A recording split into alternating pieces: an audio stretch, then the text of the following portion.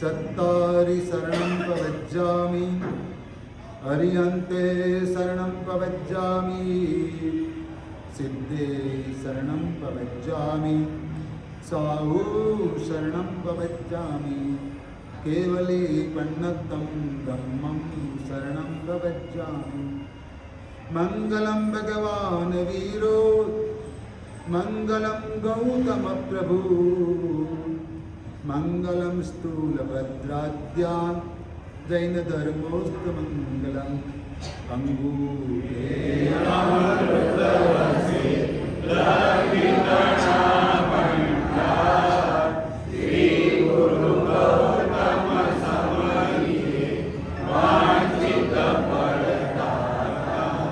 अचिंत चिंता मणिकल्प साखिने विशुद्ध सद्ब्रह्म समाधि सारिणे दयार्णवायार्थितदायिने सता नमो नमः श्री गुरुदेव सूर्य नमो नमः श्री गुरुदेव सूर्य नमो नमः श्री गुरुदेव।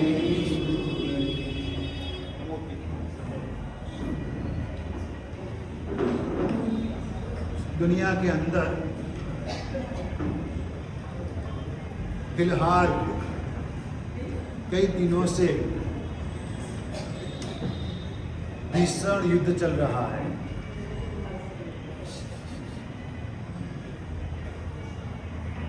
अमेरिका इतना पावरफुल होने के बाद भी इराक के सामने हारता हुआ नजर आ रहा है। रशिया इतना ही पावरफुल है फिर भी यूक्रेन के सामने जीत नहीं पाता है। क्यों? भगवान महावीर ने आचालन सूत्र में कहा है नत्थि शस्त्रम प्रवीणमय, मतलब अति शस्त्रम प्रवीणमय। इसका अर्थ यह है कि इस दुनिया के अंदर एक से बढ़कर एक शस्त्र मिलेंगे। क्या होगा?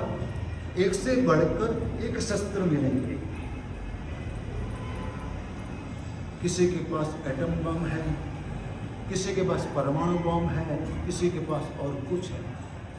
अभी मिसाइलें हैं। अभी युद्ध करने के लिए कोई मनुष्य को जाना नहीं पड़ता है, ड्रोन से ही वार किया जाता है। एक से बढ़कर एक शस्त्र है। भगवान ने कहा था पहले पत्थर से लड़ते थे। किससे लड़ते थे? फिर छुरी भी आई, फिर बंदूक आई, फिर AK-47 आई। पता है ना आपको? पता है गांधी जी की हत्या सिर्फ 2 गोली से हुई। किससे हुई? सिर्फ 2 गोली से हुई। इंदिरा गांधी की हत्या करीबन 30 गोली से हुई। गोडसे के पास सिर्फ एक बंदूक थी और जो इंदिरा गांधी का बॉडीगार्ड था उसके पास मशीन गन थी। और राजीव गांधी बम से मरा। किससे मरा? बम से। एक से बढ़कर एक शस्त्र दुनिया में पाए जाएंगे। इसका कोई अंत नहीं होगा कभी भी। अब इसके कुछ सालों के बाद AI से युद्ध होगा। किससे युद्ध होगा? रोबोट जाएंगे युद्ध भूमि के ऊपर, रोबोट से युद्ध होगा। मनुष्य को जाने की जरूरत ही नहीं। जब कार ड्राइवरलेस हो गई, अभी कार में ड्राइवर नहीं अमेरिका के अंदर, कई देशों में ऐसी कार है कि ड्राइवर ही नहीं है। बटन दबाया, गाड़ी अपने आप चली जाती है, जहां जाना है वहां खड़ी रह जाती है। सिग्नल आया वो मान लेती है सब बातें। एक से बढ़कर एक शस्त्र। पहले आपके घर में चूल्हा था। क्या था? और लकड़ी से और कंडे से रोटी पकाते थे। और अब इसके बाद स्टोव आया। गैस तेल डाल के जला के रोटी करने लगे, उसके ऊपर भी रसोई करने लगे। सगड़ी भी आई, कोयला डाल के करने लगे। और इलेक्ट्रिक गैस भी आ गया, इलेक्ट्रिक ओवन भी आ गया, क्या नहीं आया। एक से बढ़कर एक शस्त्र दुनिया में पाए जाएंगे। भगवान महावीर ने आचार्य सूत्र में कहा अथि सत्थम परेणपयम, परेणपयम क्या बोला? अथि सत्थम परेणपयम, ये आचार्य सूत्र का पद है कि एक से बढ़कर एक शस्त्र दुनिया में पाए जाएंगे। ये सब हिंसा के साधन है। क्या है? भगवान महावीर ने आचार्य सूत्र में जो सर्वप्रथम सूत्र है, आचार्य सूत्र 11 अंग में सबसे पहला अंग आचार्य सूत्र है। क्योंकि धर्म में आचार की महत्ता है, विचारों की नहीं। लोग विचारों से लड़ते हैं आजकल, तो घर में भी, परिवार में भी। मेरी ऐसी सोच है, मेरी ऐसी सोच है। सोसाइटी में लड़ते, बिल्डिंग में लड़ते, समाज में लड़ते, मंडल में लड़ते, क्लबों में लड़ते, विचारों से लड़ते। जितनी भी पार्टियां विचारों से लड़ती है नहीं, लेकिन आचार का किसी का ठिकाना नहीं है। क्या है? आचार में किसी का ठिकाना नहीं है। अभी कांग्रेस और भाजपा में डिफरेंस क्या रहा, पता चलता है क्या? नहीं चलता ना, क्योंकि कांग्रेस वाले इसमें आ गए लड्डू खाने के लिए। इसको ईडी से बचना है तो आ जाओ, भाजपा में तो बच जाओगे, ईडी वाले आएंगे नहीं आपके यहां। हाँ, तो कोई फर्क नहीं रहा, सिर्फ विचारों की बात है, आचार की कोई बात नहीं है। तो यहां आचार की बात हो रही है। और आपको बताऊं कि कोई आत्मा संसार का त्याग करता है, संयम जीवन का स्वीकार करता है। भगवान महावीर ने सर्वप्रथम देशना सर्ववीर्ति के लिए दी।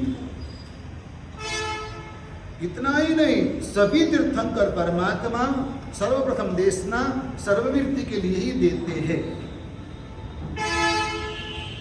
और तब जाके कोई आत्मा संयम लेने के लिए तैयार होती है और इसके बाद गंधर्वों की स्थापना होती है। सही बात है। इसलिए कोई भी शासन के अंदर, कोई भी तीर्थंकरों के शासन में सर्वप्रथम आगम कौन सा होगा? आचार्य होगा। कौन सा होगा? आचार्य सूत्र होगा। अब कोई आत्मा दीक्षा लेती है तो आप क्या बोलते हो? दीक्षा ली। क्या बोलते हो? दीक्षा ली। बराबर। अब आप दीक्षा में जाते हो, उसका महोत्सव करते हो, और फिर 1 महीने के बाद क्या होता है? बड़ी दीक्षा होती है। क्या होती है? बड़ी दीक्षा। दीक्षा और बड़ी दीक्षा में तफावत क्या है, फर्क क्या है? दीक्षा में क्या होता है और बड़ी दीक्षा में क्या होता है? गुरु भगवान दोनों क्रिया नान के समक्ष करवाते हैं। कहाँ कराते हैं? नान के समक्ष कराते हैं। तो दीक्षा और बड़ी दीक्षा में फर्क क्या?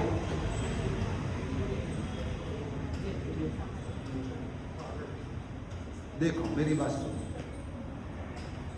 दीक्षा के दिन यावत जीव का सामायिक का पाठ उच्चाराया जाता है, इसके अलावा कुछ नहीं। आप अभी सामायिक लिया तो क्या बोलते हो? इसका योगा बसाई करी सामायिक दंड को चुरावो जी। उसमें बोलते कि सर्ववीर्ति दंड को चुरावो जी। क्या बोलते हैं? सर्ववीर्ति दंड को चुरावो जी। और करे मंदिर में थोड़ा डिफरेंस है, और करे मंदिर चुराया जाता है, वेश परिवर्तन किया जाता है और नाम परिवर्तन किया जाता है। मेन क्रिया यही है। बाकी देव बंधन वगैरह, गुरु बंधन वगैरह। दीक्षा और बड़ी दीक्षा में फर्क क्या? बड़ी दीक्षा के दिन पंच महाव्रत का पाठ किया जाता है, उच्चाराया जाता है। समझ में आती है बात? दीक्षा में सर्ववृत्ति सामायिक उच्चाराया जाता है और बड़ी दीक्षा में पंच महाव्रत उच्चाराया जाता है। इसलिए हमारा पर्याय दीक्षा के दिन से नहीं गिना जाता है, बड़ी दीक्षा के दिन से गिना जाता है। कैसे गिना जाता है? समझ आई बात? क्योंकि अभी तो महाव्रत लिया ही नहीं है, और इसलिए नूतन दीक्षित को अलग मंडली में बिठाया जाता है, साथ में बैठकर गोचरी कराई नहीं जाती है। उसका सूत्र का पाठ दूसरे साधु को कल्पता नहीं है। जब तक बड़ी दीक्षा नहीं होती, 7 आंबेल नहीं होते, तब तक उसकी कोई भी चीज दूसरे साधु को खपती नहीं है, उसके लिए गोचरी भी नहीं खपती। समझ में आया? तो अब इस बीच में क्या होता है, इस बीच में क्या होता है? तो आज इस काल के अंदर अभी अभी नूतन दीक्षित को बड़ी दीक्षा के लिए योग्य करने के लिए 10 वैकारिक सूत्र के योग ग्रहण करना पड़ता है। क्या करना पड़ता है? कौन से सूत्र का? 10 वैकारिक सूत्र का योग ग्रहण करना पड़ता है। अब मेरी बात सुनिए गौर से कि 10 वैकारिक सूत्र की रचना तो भगवान महावीर के निर्वाण के कई सालों के बाद हुई। इसके पहले क्या होता था? इसके पहले बड़ी दीक्षा कैसे होती थी? तो उसके पहले आचरण सूत्र के योग ग्रहण के बाद बड़ी दीक्षा होती थी। समझ में आई बात? और आज ये बड़ी दीक्षा होने के कुछ सालों के बाद जब गुरु भगवंत को अनुकूलता रहती है, तब साधु या साधु जी भगवंत को सर्व दूसरे योग में जब डालते हैं तो आचरण सूत्र के योग ग्रहण करवाते हैं, क्योंकि इस सूत्र के अंदर आचार की महत्ता बताई गई है। जब आचार की बात दीक्षित नूतन दीक्षित को पता नहीं होगी तो वो क्या करेगा जीवन के अंदर? इसलिए आचारो प्रथमो धर्म, क्या बताया? आचारो प्रथमो धर्म। भगवान महावीर ने जो देशना दी, उनके आधार पर गंधर्व भगवंतों ने उसके ग्रंथों के अंदर समेटा और वो आचार्य भगवंत ने अपने तक पहुंचाया। भगवान जब देशना देते हैं तो समोसन कितना लंबा चौड़ा होता है? कितना लंबा चौड़ा होता है? 12 योजन लंबा चौड़ा होता है। और दूसरी बात कि वो समोसन में कौन कौन बैठते हैं? कौन कौन बैठते हैं? सभी जी, यानी देव देवी, साधु साध्वी, श्रावक श्राविका, नरेंद्र सुरेंद्र, तिर्यंच पंचेंद्रिय सभी आत्माएं प्रवचन भगवान का सुनने के लिए आती है, और वो सभी भगवान की देशना अपने अपने हिसाब से समझ में आती है। क्या होता है? अपने अपने हिसाब से समझ में आती है। अब मैं बताऊं आपको कि आपकी बात कुत्ता समझता है कि नहीं समझता है? आप इशारा करते हो तो कुत्ता समझता कि नहीं समझता? बताओ। समझता है। हट बोलो तो क्या होगा? और ऐसे बुलाओगे तो आपकी बात कुत्ता समझा कि नहीं समझा? समझा नहीं। अभी जो बच्चा अभी पैदा हुआ है, 1 महीने का, 15 दिन का, 2 महीने का वो है, वो आपकी बात समझता कि नहीं समझता है? समझता है।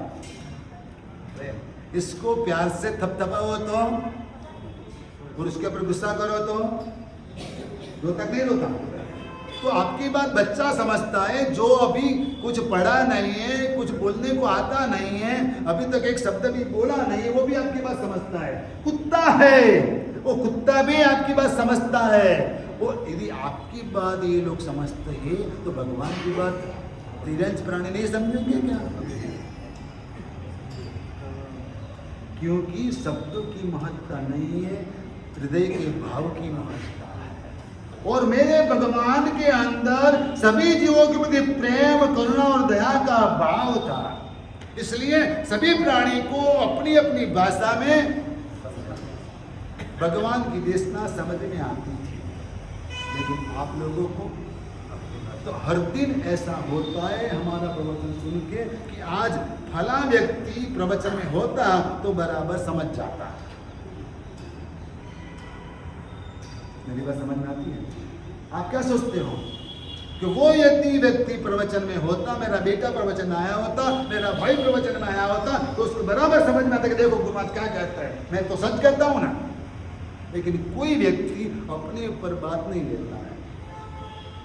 क्या गुरुनाथ ने मेरे लिए बहुत अच्छा कहा आज, तो ये बात मुझे बराबर फिट बैठती है। टोपी पहनना आती है, अभी गया जमाना, लेकिन पहनना आती है। कौन से नंबर की टोपी आपको लगती है? मेरे पास 1 से 10 नंबर तक की टोपी है। हाँ? चाहे साफा समझ लो, तो साफा भी अलग अलग साइज का होता है ना। आपको कौन सा फिट बैठता है?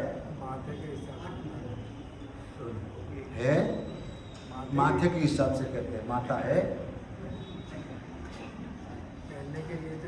पहनने के लिए ही है, सुनने के लिए नहीं है, समझने के लिए नहीं है।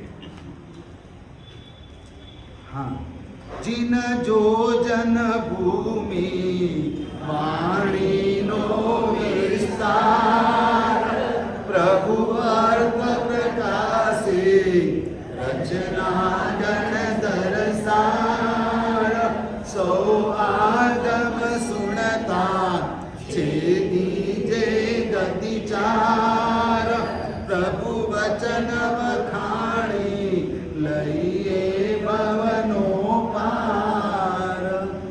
क्या कहा कि भगवान तो ये देशना देते हैं, कैसे अर्थ से देते हैं और सभी को समझ में आती है, विस्तार से देते हैं। भगवान महावीर ने कितनी साल देशना दी? केवल ज्ञान कब हुआ? 30 वर्ष। और दिन में कितना घंटा? एक प्रहर का मतलब क्या? एक प्रहर मतलब 3 घंटा। दिन में 2 बार देशना। कितनी बार? 6 बार। हाँ, तो कितना हुआ? 6 घंटे भगवान देशना देते थे। और फिर भी कोई आत्मा को थकान महसूस नहीं होती थी। किसी को कमर दर्द नहीं होता था, किसी को घुटने का प्रॉब्लम नहीं होता था, और आराम से समोसन में बैठे रहते थे। और भगवान की देशना सुनने के लिए किस ढंग से बैठते थे? कौन से आसन से बैठते थे? हाँ, वीरासन से। नाम बोलो। वीरासन से। कैसे बैठते थे? वीरासन यानी कि सैनिक जो है वो युद्ध भूमि में तीर चलाने के लिए जैसे तैयार होकर बैठता है, वैसे वीरासन में बैठकर जैसे ऑर्डर हुआ सावधान, अलर्ट, फायर, जैसा ऑर्डर हुआ क्या होता है, वैसे उसको वीरासन कहते हैं। क्या कहते हैं? वीरासन कहते हैं। तमें आप लोग तो आराम से नींद खींच लेते हो पूरी। क्या होता है? पूरी नींद खींच लेते हैं। और देखो, मेरे प्रवचन में आपको नींद आए तो मुझे कोई इतराज नहीं है, मुझे कोई प्रॉब्लम, आराम से सो जाना। क्यों? वैसे भी आपको रात को नींद नहीं आती है, सही है ना? वैसे भी आपको रात को नींद नहीं आती, आधी रात को नींद खुल जाती है, फिर जल्दी नींद नहीं आती। इसलिए मेरे प्रवचन में नींद आए तो आराम से सो जाना, कोई प्रॉब्लम नहीं। क्योंकि बच्चों को सुलाने के लिए माँ लोरी गाती है। मान लेना मैं लोरी गा रहा हूँ, समझ में आया? मेरी वाणी माँ जैसी है, मेरे तीर्थंकर परमात्मा, उनकी बात मैं कर रहा हूँ, तो मैं तो उनका अंश हूँ। इसलिए मेरी बात, मेरी वाणी जो है, मेरा प्रवचन लोरी जैसा समझ के माँ गा रही है, आराम से सो जाना, कोई प्रॉब्लम नहीं। कम से कम इतने पाप से बचोगे तो खरा 1.5 घंटे के लिए, क्या होगा?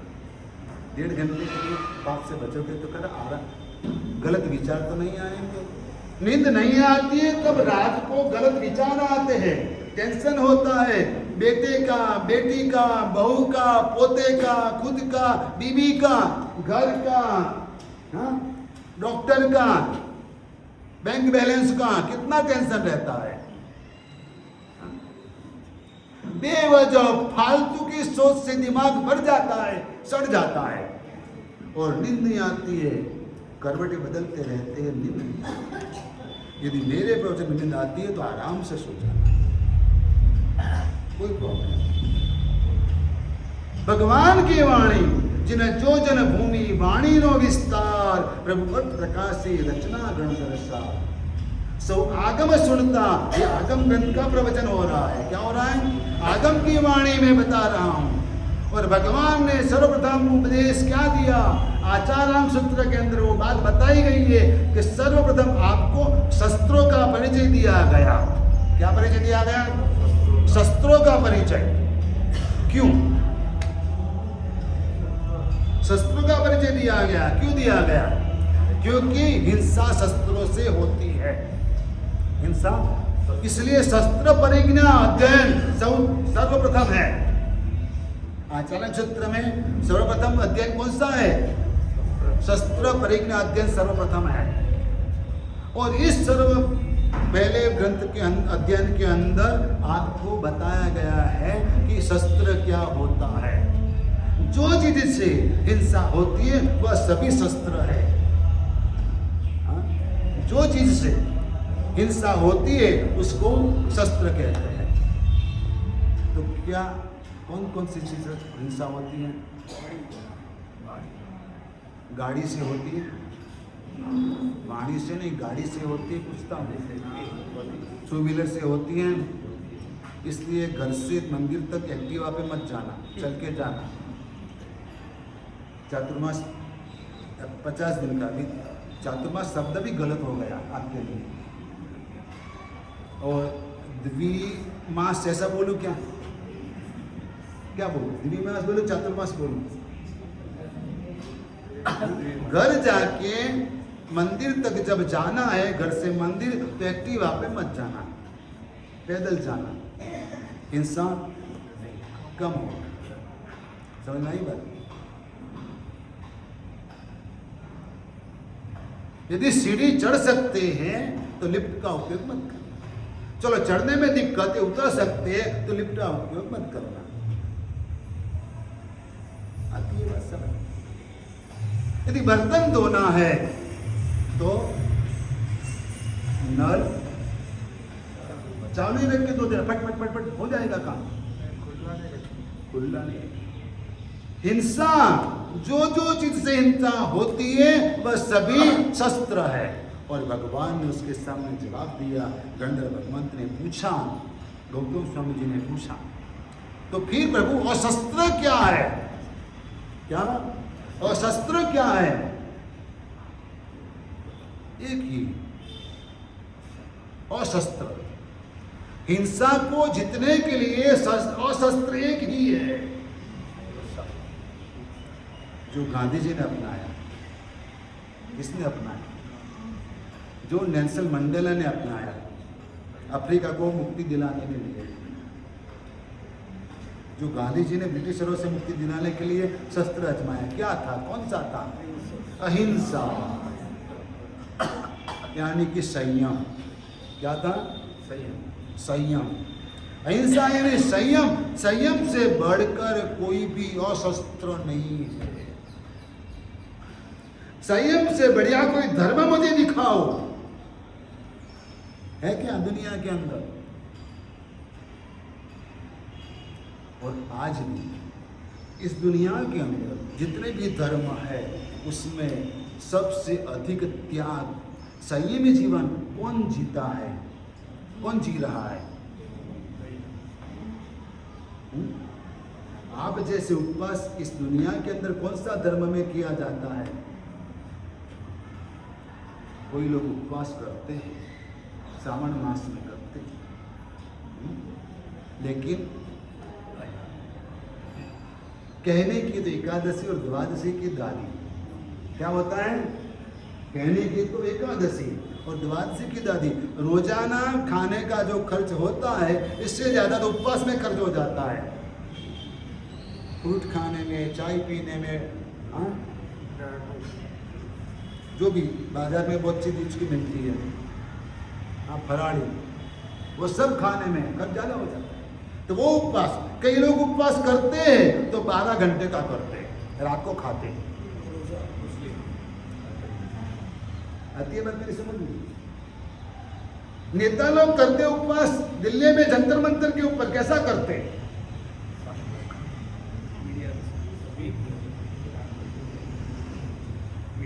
फिर जब स्टेज भी होते तब उपवास होता है, पीछे जाके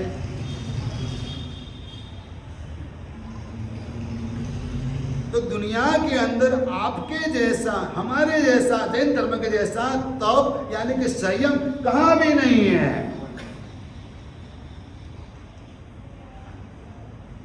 हाँ, तप तो दूसरे की साधु संत करते हैं, लेकिन वो भी पत्ते खाकर जीते हैं। क्या करते हैं? सिर्फ पत्ते खाते, कोई मूलियाँ खाते। भगवान आदिनाथ दादा के समय के अंदर वैसे सन्यासी बाद में हुए जटाधारी तापस, वो लोग क्या खाते थे? अरे पानी के ऊपर के सेवाल खा के तप करते थे। क्या करते थे? पानी के ऊपर लील सेवाल रहती है ना, वो खा के तप कर लेते थे। हाँ, नील वगैरह, और पेड़ के फल वगैरह खा के तप कर लेते थे वो, लेकिन वो सब तप माना जाता था। लेकिन जिन शासन के अंदर आपके जैसा संयम यानी कि तप कहीं भी नहीं है। आपको इस चातुर्मास के अंदर तप करना है। क्या करना है? तप करना है। चाहे कोई 45 आगम तप करे, चाहे कोई बाद में 28 कर लेवे, चाहे कोई 36 उपवास करे, चाहे कोई मासक श्रवण करे, चाहे कोई 15 उपवास करे, लेकिन तब करना तो है। तब क्यों करना है? हिंसा से बचने के लिए। क्यों करना है? हिंसा से बचने के लिए। भगवान महावीर ने सर्वप्रथम आदेशना अहिंसा के लिए दी और शस्त्र का पहचान कराया। क्या कराया? शस्त्र की पहचान करें। ये शस्त्रों से दूर रहना। रोज सुबह उठते ही गैस चालू करना पड़ता है। क्या करना पड़ता है? हिंसा की शुरुआत उठने के साथ तुरंत हो जाती है, और रात को भी दूध गर्म करके फ्रिज में रखना पड़ता है, जो भी बच्चा कुचा हो। तो रात को सोने से पहले भी दिन भर हिंसा चालू रहती है। बच्चों, इससे आपको नियम में रहना है। क्या करना है? गुरु भगवंत चातुर्मास पधारे। गुरु भगवंत चातुर्मास पधारे, और चातुर्मास के अंदर स्वयं की साधना करनी रहती है और दूसरों को साधना आराधना में जोड़ना रहता है। और मेरा भी यही लक्ष्य है। क्या है? मेरा भी यही लक्ष्य है कि मैं जीवन में पहली बार पालिताना चातुर्मास करने के लिए आया हूँ। संयम जीवन के 50 साल होने आए, लेकिन चातुर्मास पहला कर रहा हूँ पालिताना के अंदर। तो आराधना करनी है और आराधना करानी, आप सबको जोड़ना है। अब बात यह है कि गुरु भगवान चातुर्मास पधारे ने, तो जिसकी बस्ती थी, रहने के लिए जो जगह दे रहा था गुरु महाराज को, उसने कंडीशन रखी। क्या किया? गुरु महाराज, आप हमारे जगह में चातुर्मास करो, लेकिन मेरी शर्त है। गुरु भगवान ने बोला, क्या? गुरु महाराज, आपको हमारे यहाँ किसी को उपदेश देना नहीं है। क्या करना? चातुर्मास रहो, लेकिन उपदेश मत देना किसी को, क्योंकि हम सब चोर हैं। नहीं, आपको नहीं बोला, आप सब साहूकार हो। आपने आज तक एक भी चोरी नहीं की बिजनेस में, टैक्स में, सही नहीं। आप एक भी उपदेश, कोई भी उपदेश हमको मत देना। आप रहो जरूर, मैं जगह दूंगा, भिक्षा मिल जाएगी, लेकिन किसी के पास घर पे जाने के बाद भी आपको उपदेश, वहां भी पर्सनल उपदेश भी नहीं देना। गुरु महाराज की मजबूरी थी, बारिश शुरू हो गया था, चातुर्मास रहना आवश्यक था। और कहीं आगे जा नहीं सकते थे, क्योंकि रास्ते में कादव कीचड़ हो गया था। जहां जगह मिले वहां चातुर्मास करना। बात अलग है, 2-2 साल 5-5 साल के चातुर्मास तय हो जाते, डिक्लेयर किया जाता है, लेकिन यह परंपरा नहीं है, शासन की। हाँ, यह परंपरा नहीं है। अब गुरु भगवान ने मान लिया, चातुर्मास पूर्ण हुआ और गुरु महाराज ने शर्त मानी, एक भी बार उपदेश नहीं दिया, बस खुद की आराधना करते रहे। सब प्रभावित हो गए कि महाराज बराबर है, अच्छे हैं, क्योंकि कोई भी बात नहीं बोलते, कुछ भी नहीं कहते अपन, ठीक है, जो मिला वो लेके चले जाते। छाछ मिली तो छाछ, भात चावल मिले तो चावल, रोटी मिली तो रोटी, उनके साथ गोचरी कर लेते, बात खत्म हो गई। जो भी चीज गोचरी में अनुकूल है, खपती है, कोई लेते हैं, बाकी कोई पूछते नहीं है, कुछ भी बोलते नहीं। चातुर्मास पूर्ण हुआ, सब प्रभावित हो गए। अब वो खानदान ही याद आ गई, खुद राजकुमार था वंकचुल, आखिर तो राजकुमार था ना, वंश का था, किसका वंश था? राजा का वंश था। खानदान याद आ गई। गुरु महाराज का विहार का दिन आया, गुरु महाराज ने उसको बुलाया कि अब हम कल विहार करेंगे। क्या करेंगे? कल विहार करेंगे। ठीक है, गुरु भगवान कितने बजे विहार है?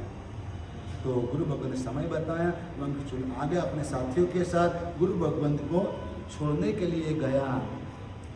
अपनी हद है तब तक, आपकी हद कहाँ तक? दरवाजे तक, सीढ़ी तक, कहाँ तक छोड़ने के लिए जाते हो? घर में यदि गुरु भगवान आते तो छोड़ने के लिए कहाँ तक जाते हो? हाँ, छोड़ो, 4 रास्ता बोलते हैं, चौराहा बोलते हैं। हाँ, अरे कभी कभार तो बेडरूम में से बाहर भी नहीं आते। गुरु भगवान घर में पधारे होते हैं, हुए होते हैं, बैठते, तभी भी सेठ जी सोफे से खड़े नहीं होते हैं।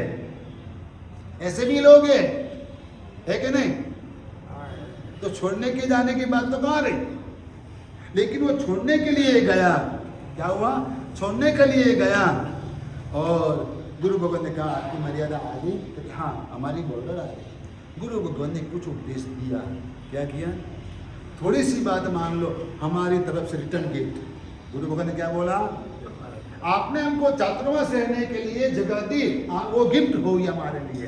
अब हम रिटर्न गिफ्ट देने के लिए लालायित है। मैं भी दूंगा आपको 50 दिन के बाद चातुर्मास 14 से संवत्सरी 50वें दिन आती है। कब आती है? 50वें दिन संवत्सरी आती है, कभी भी। और चातुर्मासिक 14 के बाद 50 दिन में संवत्सरी से कार्तिक पूर्णिमा 70 दिन में 70 कितने दिन में आती है? चातुर्मास के कुल दिन 120। समझना ना? जो ये व्यक्ति यदि 45 आगम का तप कर रहा है तो वो कल से करेंगे। क्या करेंगे? कल से करेंगे, क्रिया अपने हिसाब से करेंगे। 14 साथिया, 14 लोगों का कौशग, 14 खमासमण वगैरह करने का है, 14 प्रदक्षिणा और दुआ बोलना है। पवयण सुत सीता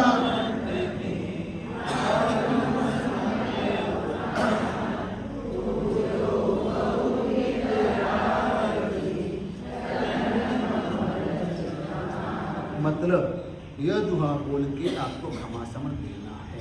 और जो आगमन है उस दिन वो आगमन का नाम लेकर क्षमासमन देना। जैसे कि पहला आचारम सूत्र, ओम ह्रीं श्रीं आचारम सूत्राय नमः बोल के क्षमासमन देना। और कौशक करना है, ओम ह्रीं श्रीं आचारम सूत्राय आचारम सूत्र आराधन कौशक करूँ इच्छम आचारम सूत्र आराधन करेंगे कौशक करके 14 लोग उसका कौशक करना।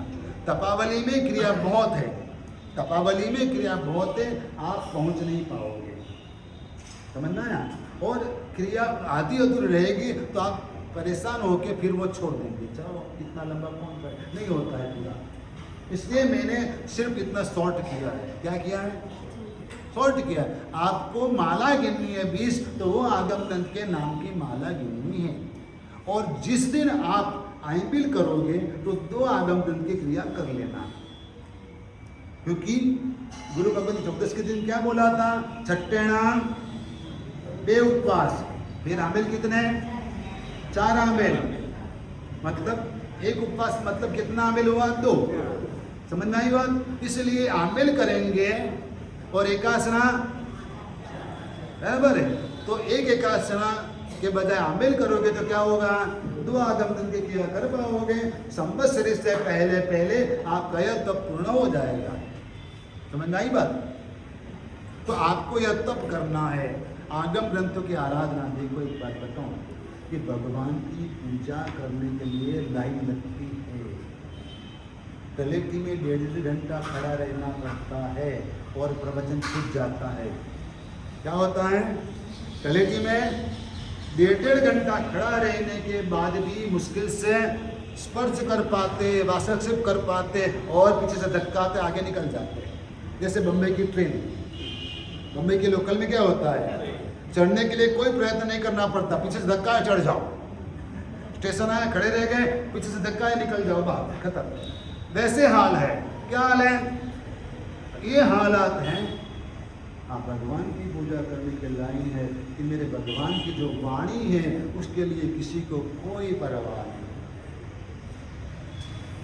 कोई परवाह। इसलिए कम से कम शुद्ध ज्ञान के प्रति, शुद्ध ज्ञान के प्रति हमारा बहुमान बढ़े, हमारी जागरूकता बढ़े, इसलिए मैं ये राह पे चल रहा हूँ। कच्छ कोड़ाई गांव है, कच्छ में कोड़ाई नाम का गांव है, और वहाँ का एक श्रावक ने कुछ साल पहले, मतलब बहुत साल, 100-150 साल पहले एक मंदिर बनवाया। क्या बनवाया? एक मंदिर बनवाया, और मंदिर के अंदर गर्भगृह भी रखा। क्या किया? गबारा और रंग मंडप की रखा, पूरा मंदिर बनाया, पूरा मंदिर का निर्माण किया। लेकिन वो मंदिर में वो श्रावक ने भगवान की प्रतिमा की स्थापना नहीं की, प्रतिष्ठा नहीं करवाई। वो मंदिर में भगवान की प्रतिमा की प्रतिष्ठा नहीं करवाई। लेकिन क्या किया? वो श्रावक ने उस मंदिर के गर्भगृह के अंदर मूल नायक के स्थान पे आगम ग्रंथ की स्थापना करवाई। ये बात समझ। और इसको ज्ञान मंदिर कहा गया। ज्ञान मंदिर का मतलब क्या है? कि कबाट खोलो, अलमारी खोलो तो बदबू आए पुस्तकों के, सड़े हुए कागजों की, वो ज्ञान मंदिर होता है क्या? कीड़े पड़ते हैं, कोई खोलने वाला नहीं है, कोई देखने वाला नहीं है। बहुत विषम काल है ये। क्या है? बहुत विषम काल है। सबसे पहला दुख, सबसे पहला दुख भगवान तीर्थंकर परमात्मा का योग नहीं है, उसका वियोग है। क्या है? तीर्थंकर परमात्मा का अभी वियोग है फिलहाल। कितने सालों से वियोग है? और कब तक वियोग रहेगा? कब मेरे भगवान मुझे मिलेंगे? कब मैं भगवान का दर्शन कर पाऊंगा? साक्षात तीर्थंकर भगवान विचरते हुए भगवान का दर्शन में कब कर पाऊंगा? कुछ समझ में आता है? कोई अता पता नहीं, कोई ठिकाना नहीं है। क्योंकि भगवान जब इस धरती पे होंगे तब आप कहाँ होंगे, मैं कहाँ होऊंगा? यदि इस नरक में चले गए तो कम से कम आयु 10,000 साल का, और मनुष्य का 100 साल का आयु गिनो, भाव कितने हो गए? 1000 बराबर है। तो भगवान होंगे तब आप नहीं होंगे, आप होंगे तो भगवान नहीं होंगे। अभी भगवान का विरह है। क्या है? भगवान का विरह है। दूसरे नंबर में यदि भगवान नहीं है तो ठीक है, लेकिन केवल भगवंत का भी वियोग है। किसका वियोग है? स्त्री होती है, महिला, वो परेशान कब होती है? कि जब पति नहीं होता है तब। कब परेशान होती है? पति नहीं होता है। फिर इससे ज़्यादा परेशान कब होती है? जब बेटा नहीं होता है तब, बेटा बेटी नहीं होता है तब। बराबर। इसके बाद परेशान कैसे होती है? पैसा नहीं होता है तब। और भी परेशानी कैसे होती है कि जब पियर मायके में भी कोई नहीं होता है, तब भाई भी नहीं पूछता है, तब समझ में आता है कितना वियोग हुआ। और परेशानी कब होती है? जब घर नहीं होता है, तब खुद का। और भी परेशानी कैसे होती है? जब जॉब नहीं होती है, तब। समझ आया? फिर भी जीना पड़ता है। कैसे जीते हो? बराबर है, पागल हो जाते हैं, डिप्रेस हो जाते हैं, परेशान हो जाते हैं। आपको भगवान का विरह हुआ, कोई परेशानी है? केवल ये भगवंतों का विरह हुआ, कोई परेशानी है, कोई तकलीफ है, दुख है? जीना केवली पूर्वधर विरह है। और पूर्वधर महात्माओं का भी वियोग है। क्या है? पूर्वधर महात्माओं का भी वियोग है। देखो तो सही आप, जीना केवली पूर्वधर विरह है। और इसके बाद भी फणिसम पंचम काल जी, फणिसम पंचम काल जी, चंद्र कौशिक जैसा फण फैला के हुआ बैठा हुआ पंचम काल है। समय कैसा है? फणिसम पंचम काल जी, बार बार डसता रहता है। क्या करता है? बार बार डसता रहता है और जहर उगलता रहता है चारों ओर से। आपके कान में कौन सी अच्छी बात आती है? बताओ मुझे। आपका दोस्त मिलेगा, कोई अच्छी बात करेगा? आपकी बहन मिलेगी, कोई अच्छी बात करेगी? आपकी नंदन मिलेगी, कोई अच्छी बात करेगी? आपकी सास मिलेगी, कोई अच्छी बात करेगी? बताओ तो सही। आपकी भाभी मिलेगी, कोई अच्छी बात करेगी? नहीं, वो तो बाहर से अंदर से तो बताए क्या है। समझ में आया? ध्यान रखना, दुनिया में चारों ओर टीवी ऑन करो, मोबाइल ऑन करो, न्यूज़पेपर पढ़ो, कहीं भी कोई अच्छी बात सुनने को मिलती है, देखने को मिलती है क्या? फणिसम पंचम काल जी, कैसा समय है? फैला के बैठा हुआ काल है, बार बार डसता रहता है, बार बार। और कहीं भी जगह अच्छा एक्सपीरियंस होता है क्या? दिन में अच्छे एक्सपीरियंस कितने होते हैं? फ्रूट लेने के लिए जाओ तो अच्छा एक्सपीरियंस होता है, दूध लेने के लिए अच्छा एक्सपीरियंस होता है, ऑटो वाले से अच्छा एक्सपीरियंस होता है, टैक्सी वाले से अच्छा एक्सपीरियंस होता है। समझो मेरी बात, कहीं भी जाओ एक्सपीरियंस कैसा होता है? अच्छा कितना होता है दिन में? अच्छी बात, अच्छा अनुभव कब होता है आपको? दिन में कितनी बार होता है? फणिसम पंचम काल जी, कैसा काल है? हाँ, वो जहर हमारे में फैला गया है। क्या हुआ है? डायबिटीज फैल गया है, शुगर, थायराइड फैल गया है, कोलेस्ट्रॉल फैल गया है। क्या करें? कितना जहर फैल गया है। कई तरह की बीमारियां आपके शरीर में फैल गई है। क्यों? इस जहर की वजह से। क्या? हवा में भी जहर है इस दुनिया के अंदर। आज अच्छी शुद्ध हवा भी नहीं मिल रही है, पानी भी पूछो मत, शुद्ध है क्या? पानी भी शुद्ध पीने को मिलता है क्या आपको? और खाने की तो बात छोड़ो, गवर्नमेंट खुद मिलावट करने की इजाजत देती है।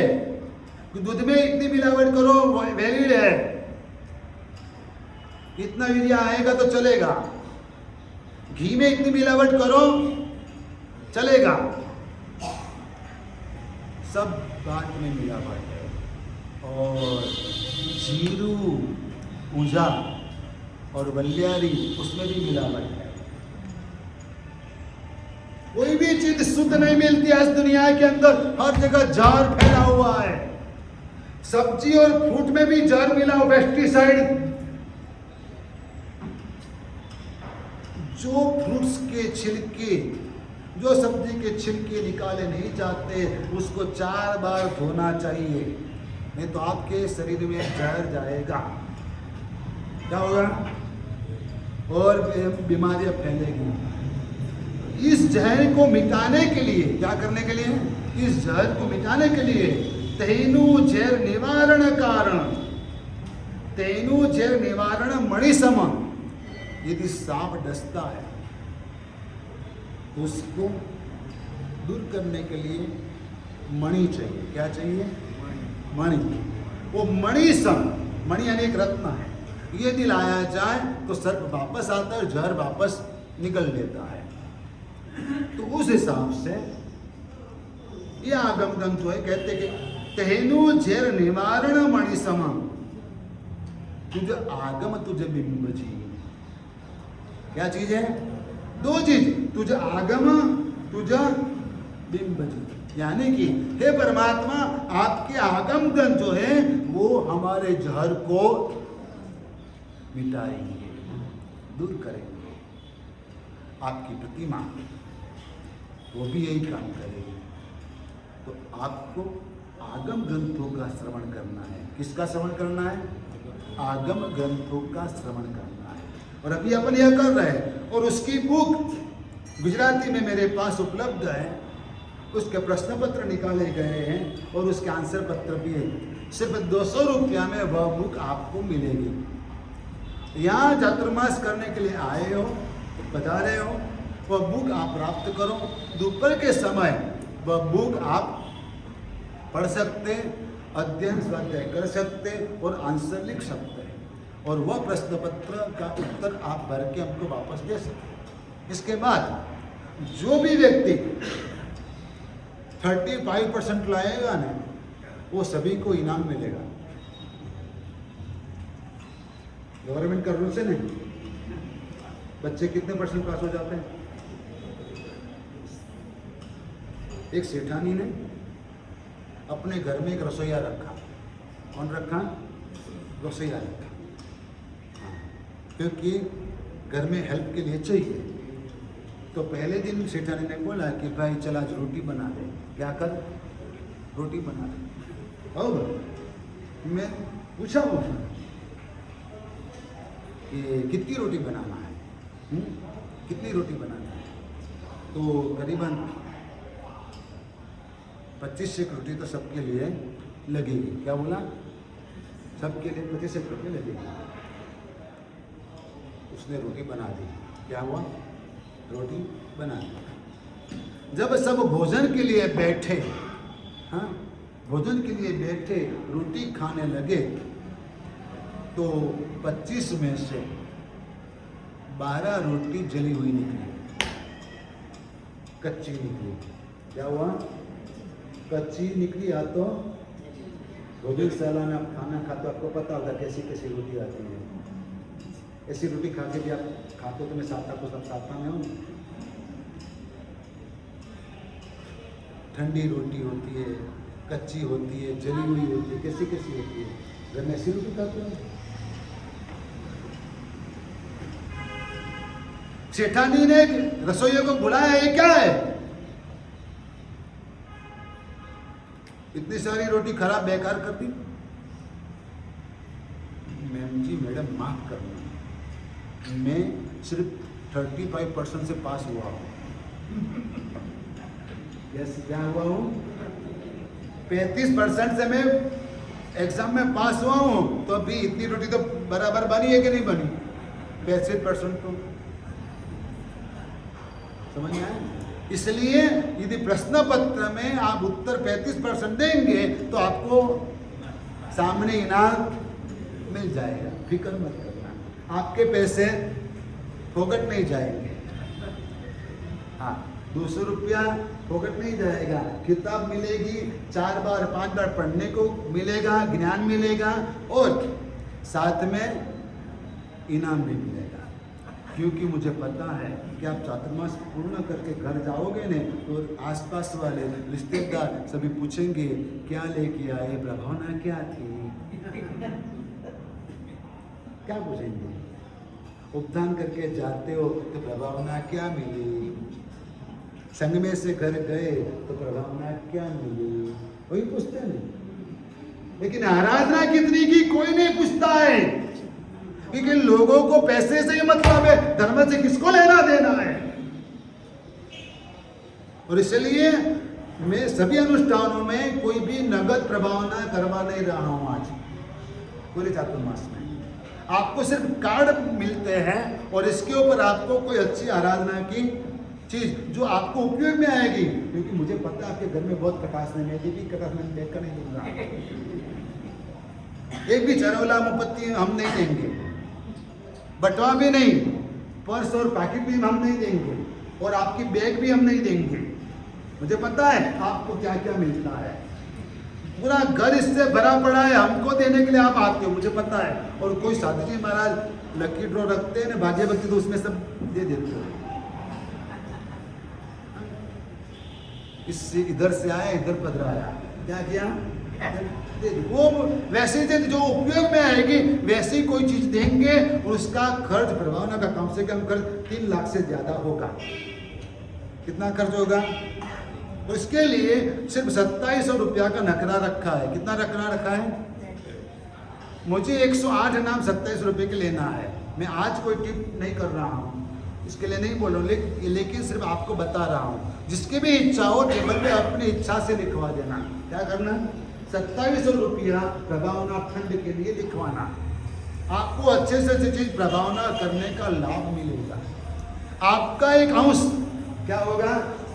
प्रभावना का एक अंश आपका होगा, 1% भी आपका होगा तो लाभ मिलेगा। और चातुर्मास फंड दूसरा नंबर में क्या? सिर्फ 5000 भी लिखाना। क्या करना? अधिक भावना होता है, लेकिन 5000 चातुर्मास फंड में लिखाना, पूरा चातुर्मास का लाभ आपको मिलेगा। क्योंकि स्नात्र पूजा में खर्च होता है 2500 रुपया, संध्या भक्ति में भी खर्च 2-3 हजार का होता है, लेकिन नकरा संध्या भक्ति का तो नहीं रखा। आरती भी सब ऐसे ही कर लेते हैं, कोई चढ़ावा भी नहीं होता है, क्योंकि चढ़ावा करूंगा जब संध्या भक्ति रह जाएगी। सात्र पूजा में सिर्फ 500 रुपये नकरा रखा है।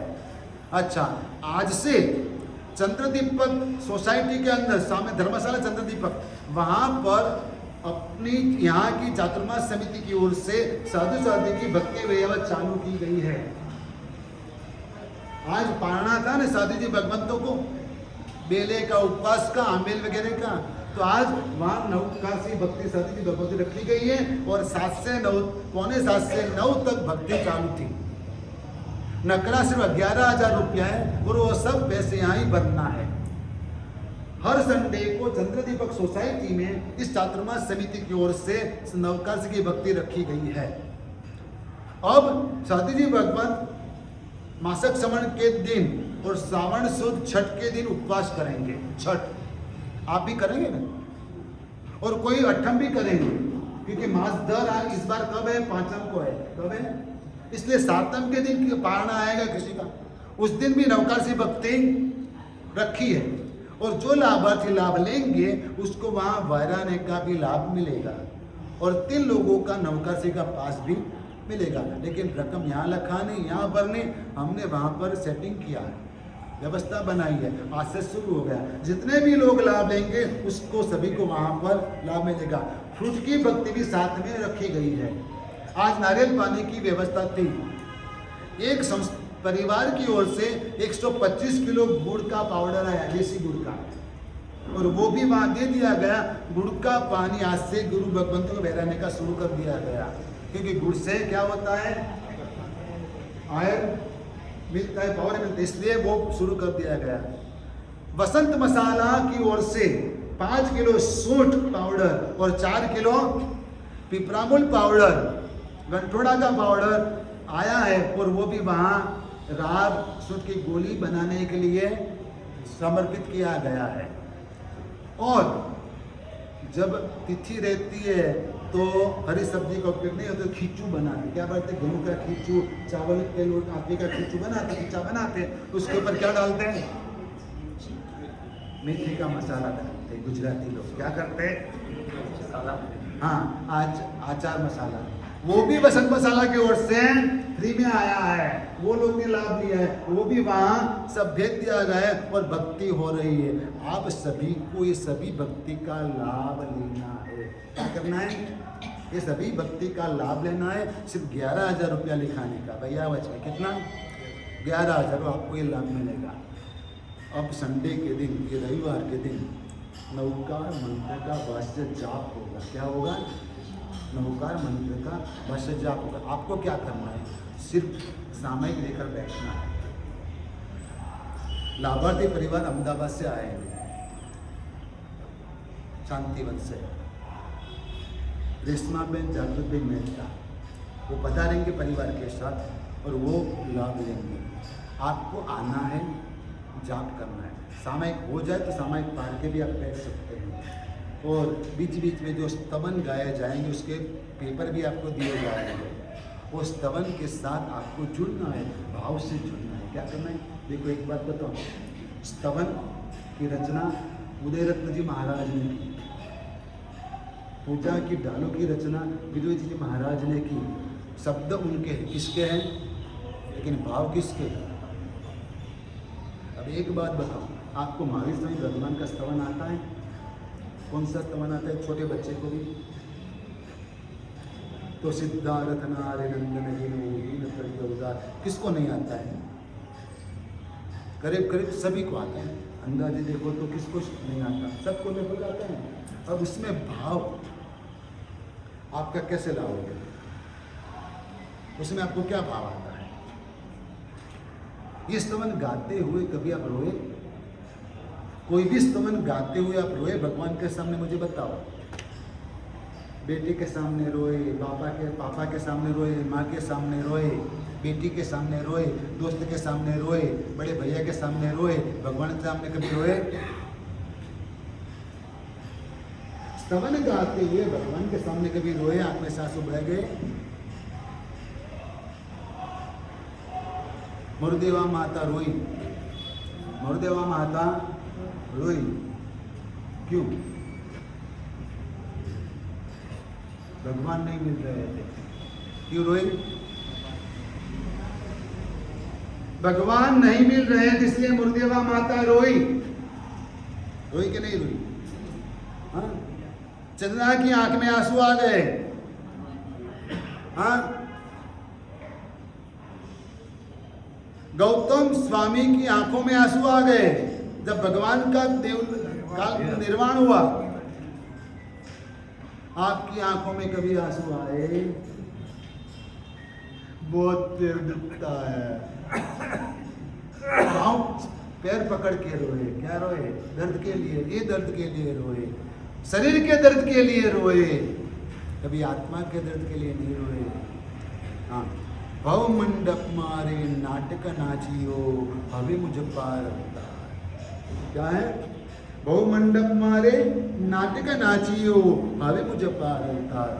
ये शब्द जब बोल रहे थे तब आपने जो जो नाटक किया कभी नजर में आया? आपने कितने नाटक किए मुझे बताओ? बेटे के सामने नाटक किया कि नहीं किया? पति के सामने नाटक किया कि नहीं किया? पत्नी के सामने नाटक किया कि नहीं किया? कहाँ नाटक नहीं किया मुझे बताओ तो सही। इस जन्म में कितने नाटक किए? पहले के जन्मों की बात छोड़ो, वो तो क्या बोल रहे, भाव मंडप में नाटक नाचियो। क्या बोल रहे हैं? पूरे भाव भ्रमण में बहुत नाटक किया, लेकिन इस जन्म में भी कितने नाटक किए? अरे हमारे सामने भी नाटक करते हो, नहीं करते हो? श्रावक होने का नाटक करते। क्या करते? हमारे पास आते तिलक लगा कर आते, मार्केट में जाते तो तिलक लगा के जाते। सभी नहीं, लेकिन कोई कोई लोग क्या करते हैं, मीटिंग में जाना तो तिलक लगा के जाते हैं। मीटिंग में बताओ मुझे, सच है कि गलत है? कितना नाटक होता है। मंदिर में जाते तो लगता है कि वो सैनिक महाराज आ रहे और भगवान के वंदन कर रहे हैं, क्या लगता है। लेकिन जब मार्केट में जाओ तो क्या लगता है, रोहिणी चोर आया हो ऐसा लगता है। क्या लगता है? समझ में आती है बात? भव मंडप मारे नाटक नाचियो हमें मुझे पार उतार। हे प्रभु अभी अब तो मुझे छुड़ा। क्या कर? अब तो मुझे छुड़ा, इससे पार लगा, बहुत हो गया, थक गया हूं। थकान लगी है क्या आपको? मैं पूछ रहा हूं।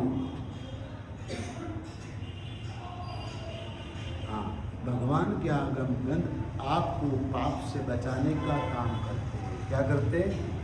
पाप से बचाने का काम करते। इसलिए आपको आगम ग्रंथों के प्रति भाव जगाना है। भक्त्या नित्यम प्रपद्ये, भक्त्या नित्यम प्रपद्ये सुतमाम अखिलम सर्वलोकैक सारण। ये पद कौन से सूत्र का है बताओ? भक्त्या नित्यम प्रपद्ये सुतमाम अखिलम सर्वलोकैक सारण।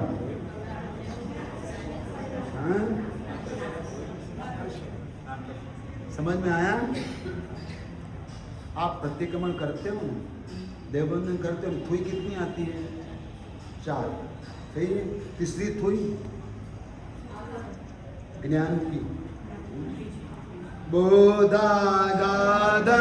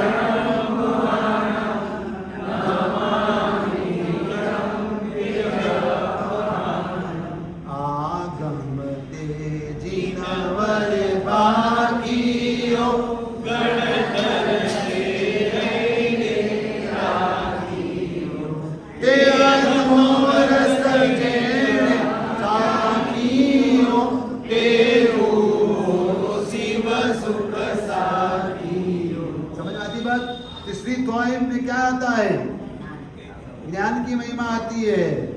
पहली थॉय में क्या आता है? कोई भी तीर्थंकर परमात्मा की वंदना आती है, अरिहंत परमात्मा की। दूसरी थॉय में क्या आता है? 2400 तीर्थंकर परमात्मा की बात आती है। और तीसरी में ज्ञान की महिमा होती है, और चौथी थॉय में शासन देवी देवता की महिमा होती है। नई बात।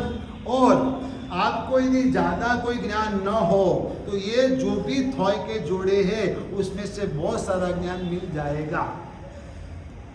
14 के दिन भगवान 24 भगवान का बायोडेटा आपको मिला कि नहीं मिला? 14 के दिन आपने देवबंधन किया था? उसमें 24 भगवान का बायोडेटा मिला कि नहीं मिला? बायोडेटा में क्या क्या लिखते हो? नाम। पहले पर्सन का नाम नहीं लिखते हैं, ये बच्चे का, बेटी का नाम क्या है वो लिखना पड़ता है। तो भगवान का नाम आता है कि नहीं आता है? फिर क्या लिखते हैं? Father name. क्या बात करते हो? 7 बोल थी वर्णव्यो पद्म विजय विख्यात। क्या आता है? 7 बोल थी वर्णव्यो पद्म विजय विख्यात। यानी कि एक चैतवंदन के अंदर भगवान की 7 डिटेल दी गई है। समझ में आया?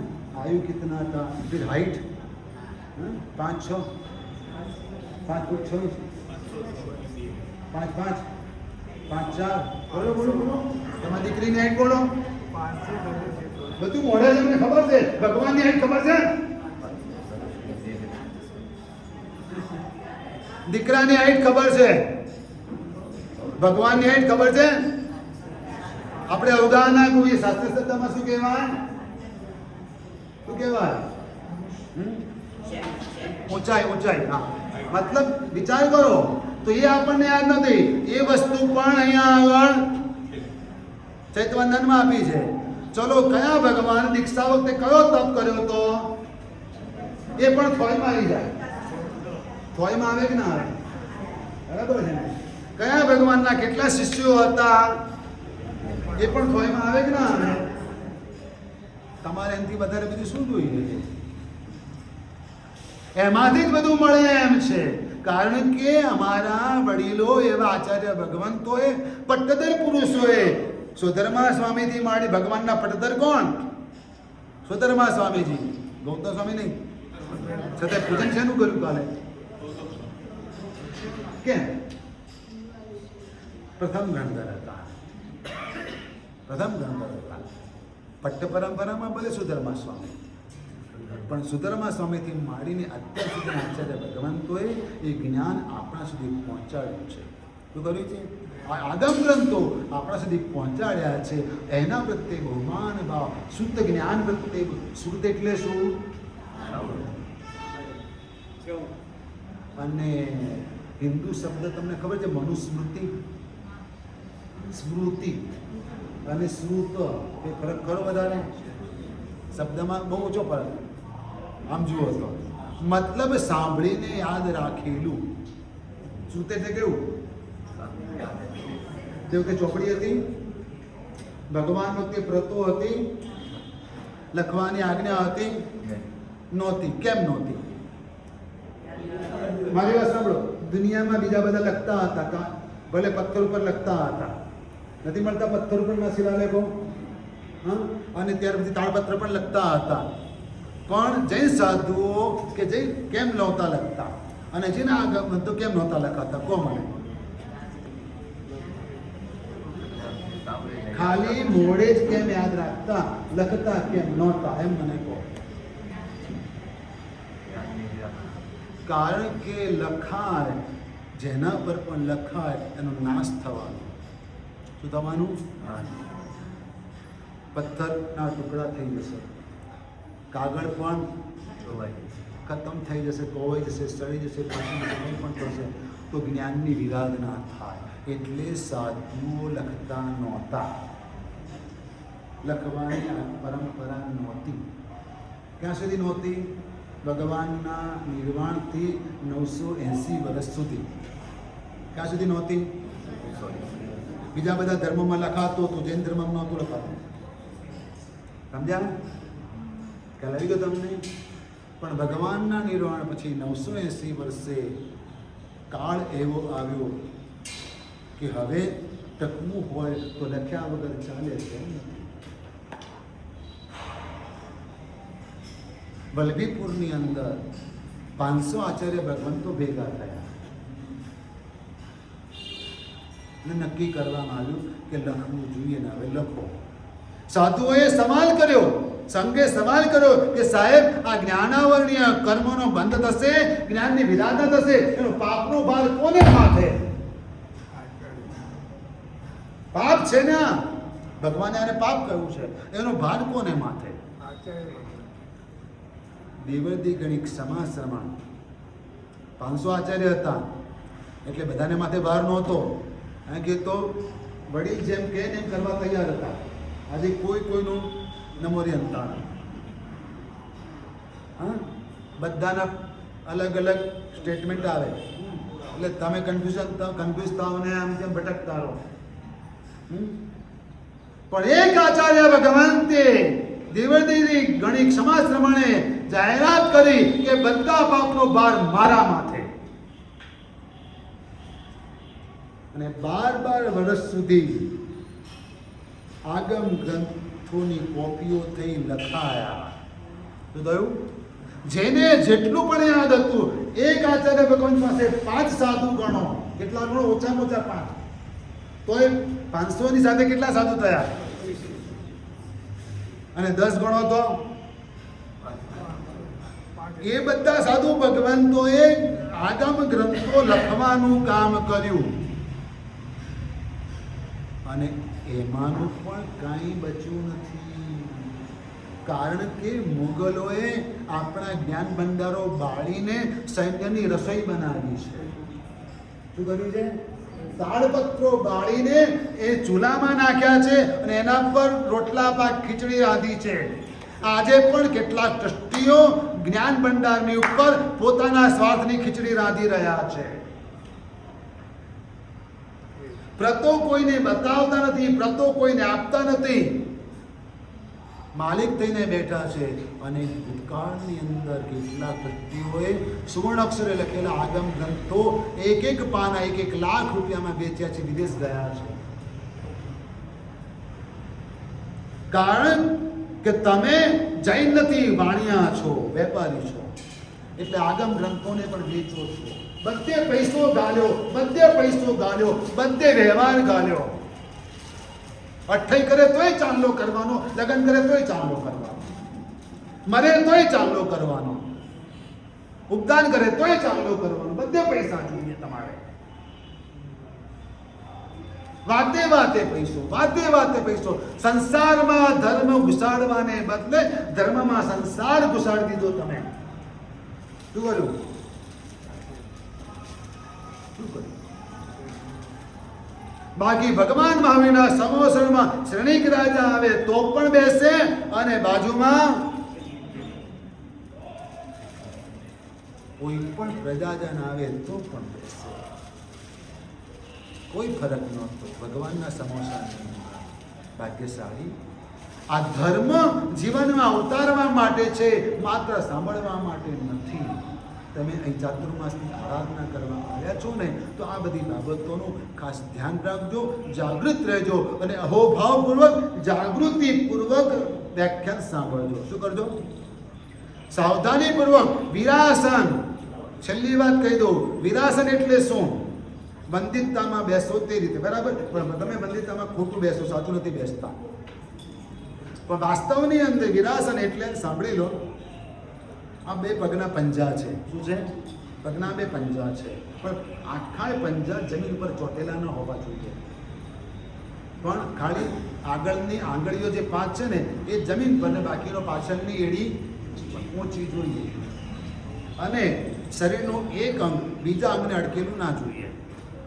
એટલે કે હાથ આમ જોડેલા હોય ને અહીંયા બરાબર, પણ આમ જોડેલા ના જોઈએ, અને અહીં પણ અટકેલા ના જોઈએ. અને એવી રીતે પગ આમથી આમ જોડેલા ના જોઈએ. સમજી ગયા? એ રીતે બેસવાની ક્રિયાને વિરાસન કહેવાય છે. એટલે એક ઝોકો આવે તો શું થાય? હવે કાલથી એ રીતે વ્યાખ્યાન સાંભળજો. Just try. શું કહું છું? ભાગ્યશાળી. આ ભગવાનના શાસનની વાત છે. આવી અનેક વાતો આપણે રોજ રોજ પ્રવચનમાં કરીશું. વિશેષ અગ્રધિકાર દર્પમાં આજે સાંજે બરાબર 6:30 વાગે સંધ્યા ભક્તિ 1 કલાક, પછી તરત પ્રતિક્રમણ. દીપકભાઈ પ્રભાવના બે બાજુ જવા દેજો, કાર્ડ બધાને આપજો.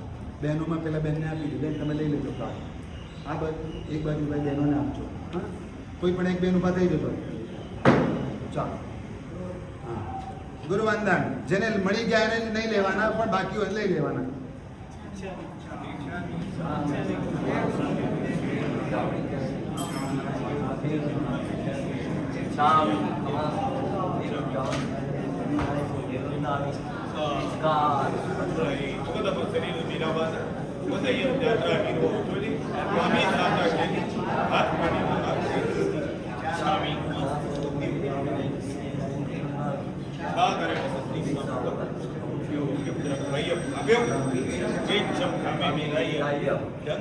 अपत्यम परपत्यम भट्टे पाणी वीणे वेयावत्ते अल्लावे सल्लावे उच्चासने संभाषणे अंतर्वादे उरी बाताई यंकिंची मज्जा विनय परिणम सुहुम पावैर पातु वेदान अहम न जानामि तसमिच्छामि दुक्कडम स्वामी उमासनो वंदी उजावणी